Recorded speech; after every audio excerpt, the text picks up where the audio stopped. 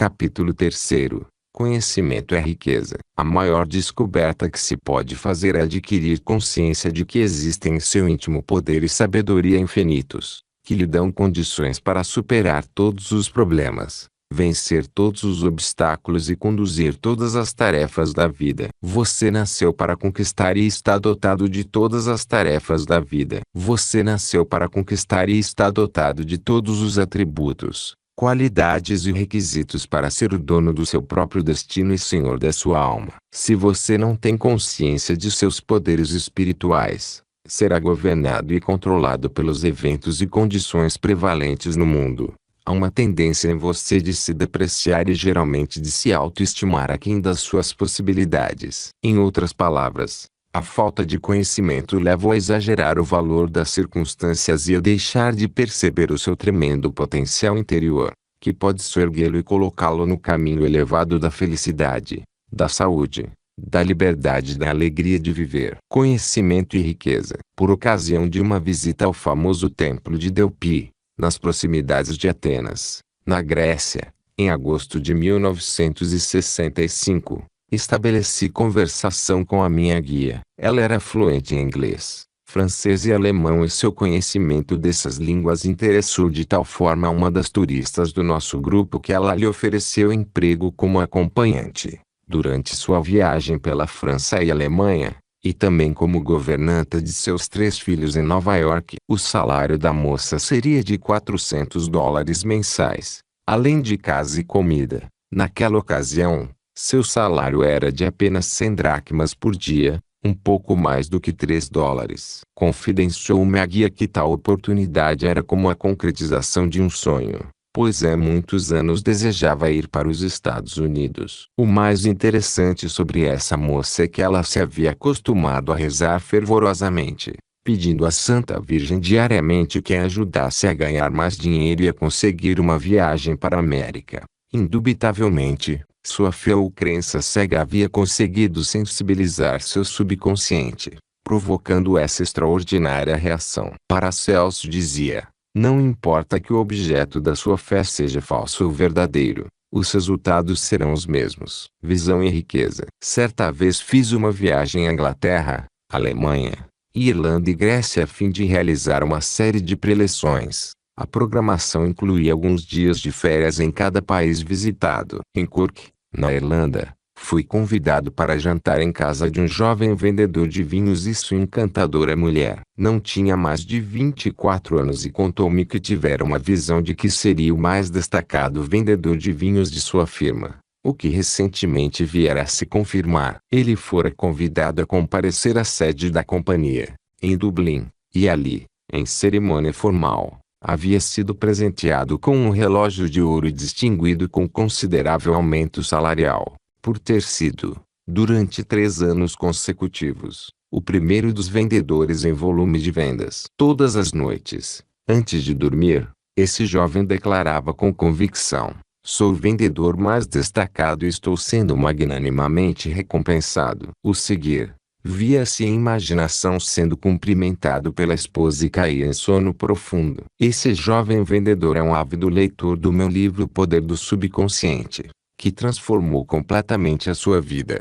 em meu parente, e não tinha qualquer ideia de competição com ninguém. Apenas lhe aconteceu ter sensibilizado a sua mente com a ideia de vir a ser o vendedor mais destacado e o seu subconsciente, que é sempre responsivo, reagira de um de seus modos peculiares e extraordinários. Os caminhos de Deus fogem à nossa compreensão. Conhecimento e oportunidade. Durante minha visita ao templo de Apolo, na Grécia, chamou-me a atenção uma jovem grega com um livro embaixo do braço, que me pareceu familiar. Olhando mais de perto, verifiquei, para minha surpresa, que era um milagre da dinâmica mental. Apresentei-me imediatamente. A jovem passou a bombardear-me com uma grande variedade de perguntas interessantes. Seu principal problema residia no fato de querer ir para os Estados Unidos. Entretanto, na embaixada americana, em Atenas, fora informada de que levaria anos até que pudesse imigrar,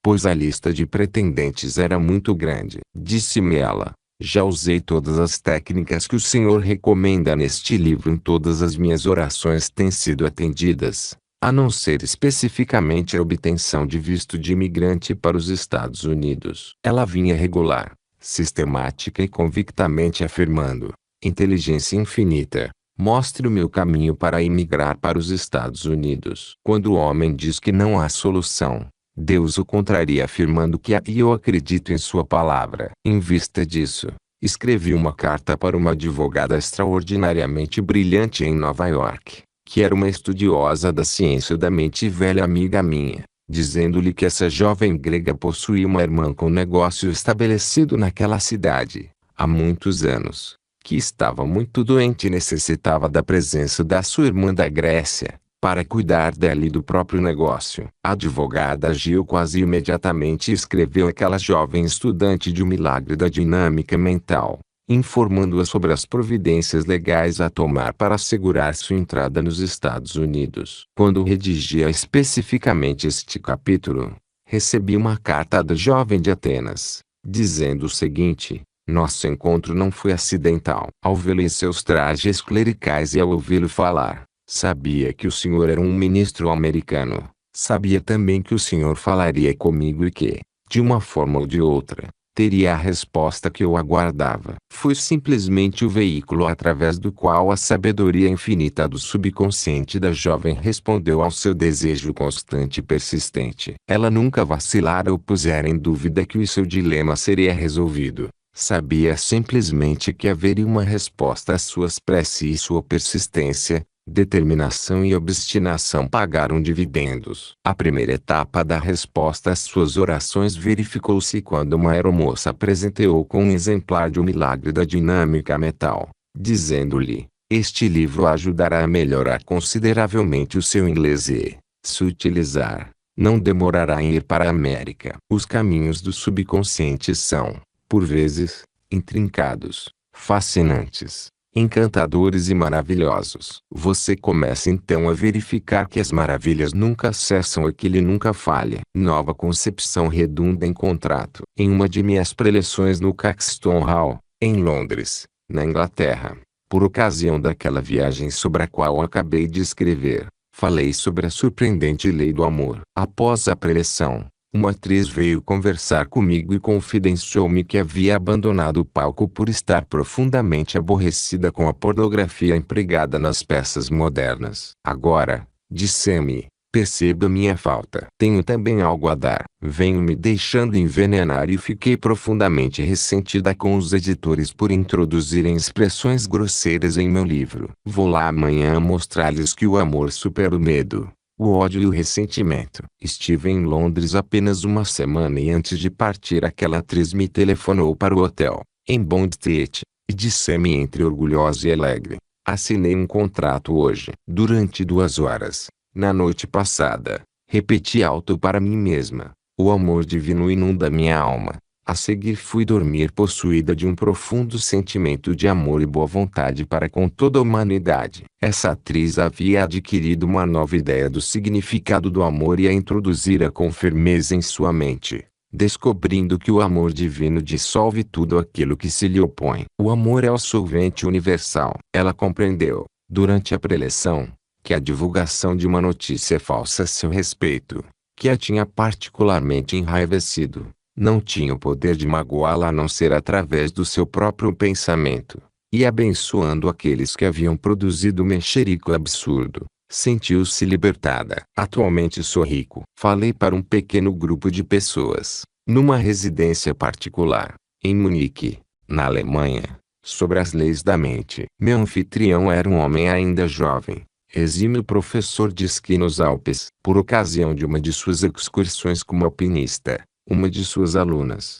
sua noiva, perdeu-se acidentalmente durante uma avalanche e foi posteriormente encontrada morta. Após ter sido condenado em 2 julgamentos, o professor foi finalmente absolvido de qualquer culpa em um 3º julgamento, ficando entretanto com um profundo sentimento de culpa e amargurado pelo remorso, e, mais do que tudo, Se ressentia dos comentários desagradáveis da imprensa local. Expliquei-lhe que não podia ser responsabilizado pelos atos dos outros ou pela desobediência voluntária deles às instruções relativas ao alpinismo. Disse-lhe também que certas pessoas possuem um desejo ou um complexo de morte que inconscientemente procuram as coisas mais arriscadas, que podem ocasionar a sua destruição. As pessoas que se autodetestam são frequentemente levadas a se embriagar até a morte ou a tomar uma dose excessiva de soporíferos ou qualquer outro veneno. Ele começou, então, a perceber que se estava martirizando desnecessariamente e que, ao invés disso, devia abençoar a moça, entregando-a a Deus e, assim, libertando-a da mesma forma que a si próprio. Fiz-lhe ver que todos nós estamos de passagem por este mundo terrestre e que é impossível ter uma mãe, um pai, uma irmã, um irmão ou amar alguém indefinidamente. Todos têm um tempo de transição definido, de acordo com uma lei cósmica e universal que se aplica a todos os homens e mulheres do mundo. Devemos, portanto, auscultar os sussurros e murmúrios de nossos corações e compreender que a passagem deste para um outro mundo é determinada por Deus e que, em consequência, deve ser boa. É também errado ter pensamentos mórbidos ou depressivos com relação às pessoas que nos são caras, pois essa atitude negativa as mantém à distância. Devemos amá-las e deixá-las com Deus, sabendo que prosseguem em sua jornada sempre para frente, para cima e na direção de Deus. Ao pensarmos nelas, imaginemos que suas almas estejam inundadas com o amor de Deus. Ao terminar esta explicação, houve um fulgor de luz em seus olhos e exclamou: uma carga foi retirada da minha mente. Sinto-me livre e rico. Hoje, uma ideia bem recebida. Durante a visita que fiz ao templo de Asclepíades, nas proximidades de Corinto, Grécia, ouvi, embevecido as explicações de nossa guia sobre as peregrinações feitas na antiguidade àquele santuário e como as pessoas eram ali curadas de todas as doenças. Ela frisou o fato de que a maioria dos peregrinos ficava praticamente curada antes da chegada ao templo em virtude da alta expectativa, da vívida imaginação e da crença cega que os dominava. Acrescentou ainda que, segundo os velhos arquivos, os sacerdotes ministravam drogas aos doentes e os faziam mergulhar em profundo transe hipnótico, durante o qual eles transmitiam a ideia de que seriam visitados pelo Deus e então curados. A pesquisa arqueológica revela que indubitavelmente muitas curas notáveis foram ali realizadas. Ao interpelá-la sobre as técnicas utilizadas na antiguidade, verifiquei que estava completamente familiarizada com as atividades do subconsciente ao dizer-me: sem dúvida, Dr. Murphy, todos os resultados que se verificavam no templo após o estado hipnótico eram devidos à firme crença daquelas pessoas de que ficariam curadas de qualquer enfermidade que tivessem, o que na realidade acontecia de acordo com a sua crença. Sua crença fervorosa ativava a corrente curativa do seu subconsciente, fato que atribuíam às várias deusas e também às Asclepíades, um de seus mais antigos deuses. Essa jovem guia possuía as riquezas da mente. Seu pai era inglês e sua mãe, grega, de forma que falava muito bem ambas as línguas. Disse-me ter nascido em um dos bairros mais pobres de Atenas e que às vezes deixava de ir à escola porque seus pais não tinham com que lhe comprar roupas. Rezava pedindo a Deus que lhe desse uma ideia e lhe dissesse como sair daquele estado precário, que lhe estava minando toda a esperança e causando aguda depressão mental. A ideia lhe veio espontaneamente, praticamente do nada: ensinar a língua grega a crianças americanas. Dando-lhe seguimento, procurou a esposa do executivo de uma companhia de petróleo e ofereceu-lhe os seus serviços. A mulher exclamou: isto é uma ideia magnífica!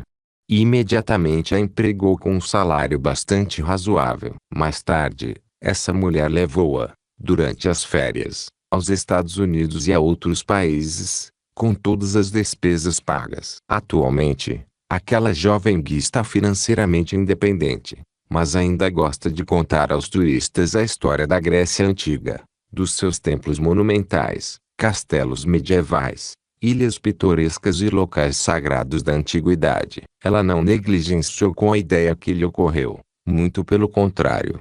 Aceitou-a e a pôs imediatamente em execução, demonstrando que as ideias são os nossos mestres e os dirigentes do nosso destino na vida. Leve sua ideia até o fim. Não diga, isto é muito bom para ser verdade. Ao contrário, exclame com convicção, esta ideia é bem-vinda. Eu a aceito de todo o coração, pois ela virá a consumar-se de acordo com a vontade de Deus. A luz dissipa a escuridão. Tive uma conversa muito interessante com um abade em um dos famosos mosteiros gregos. Disse-me ele que, em sua opinião, a passagem mais importante da Bíblia era aquela que dizia o seguinte: aquele que está em seu íntimo é maior do que aquele que se encontra no mundo. E acrescentou: a constatação de que no íntimo do meu ser se encontra Deus com sua sabedoria e poder enche-me de confiança e convicção. Quando peço luz ou esclarecimento sobre o modo de resolver um problema, uma nova ideia se forma em meu íntimo,